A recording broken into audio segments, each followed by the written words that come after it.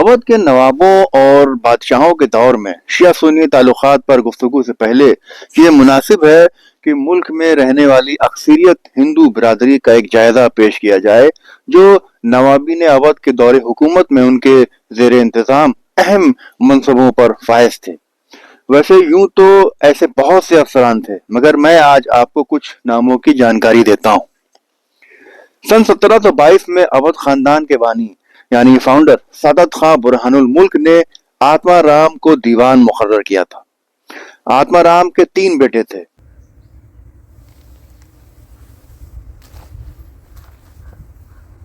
ہر نارائن کو برہان الملک نے دلی کے شاہی دربار میں اپنا وکیل مقرر کیا تھا۔ نواب صفدرجنگ کے دور میں رام نارائن ان کے پسندیدہ اور مشہور دیوان تھے۔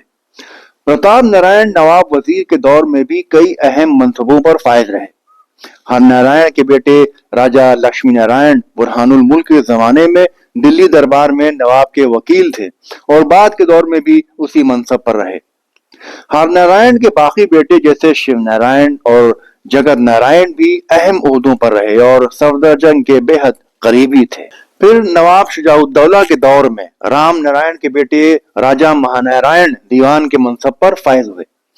راجہ بینی مادھو بہادر بھی نواب وزیر کے دور میں اعلیٰ عہدوں پر فائز رہے، لیکن جنگ بکسر کے بعد انگریزوں سے ملی بھگت کے الزام میں شجاع الدولہ نے انہیں نابینا کروا دیا تھا۔ نواب آصف الدولہ کے دور میں راجہ ٹکیت رائے دیوان تھے۔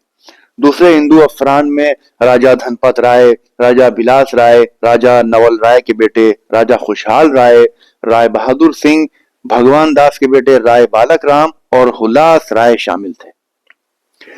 نواب سعادت علی خاں کے دور میں چند اہم ہندو افسر تھے: جے سکھ رائے، راجہ دیا کرشن، دیوان رائے رتن چند اور رائے صاحب رام۔ بادشاہ غازی الدین حیدر کے دور میں راجہ نول کرشن نے اپنے والد راجہ دیا کرشن کے فرائض سنبھالے۔ پتر چند بخشی بنے۔ راجہ بال کرشن نے اپنے والد راجہ نول کشور کے منصب واصل باقی نویس یعنی محاصل و ادائیگیوں کے حساب رکھنے کا منصب سنبھالا، جبکہ راجہ میوا رام کو دیوانی خالصہ کا عہدہ ملا۔ بادشاہ نصیر الدین حیدر نے بادشاہ بنتے ہی نول کرشن کے بیٹے میوا رام کو اپنا دیوان بنایا اور انہیں افتخار الدولہ اور مہاراجہ کے لقب عطا کیے۔ 3 لاکھ روپے بھی انعام میں دیے گئے۔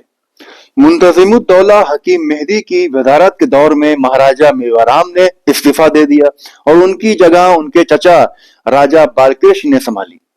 پھر ایک تھے راجہ درشن سنگھ جو ذات کے لحاظ سے کرمی تھے لیکن نہایت اونچے مقام تک پہنچے۔ انہیں غالب الجنگ کا لقب دیا گیا اور شاہی محافظوں اور خواتین حرم کے دروازوں کی نگرانی کا ذمہ ان کے سپرد ہوا۔ وہ دارالحکومت لکھنؤ میں امن و اما کی بحالی کے بھی ذمہ دار تھے اور انتہائی کامیابی کے ساتھ شہر کو پرسکون بنا ڈالا۔ اس لیے انہیں شاہی قہر کی لو کا لقب ملا تھا، یعنی flame of the royal wreath. کافی حنکدار ٹائٹل تھا، سن کر اچھا لگا۔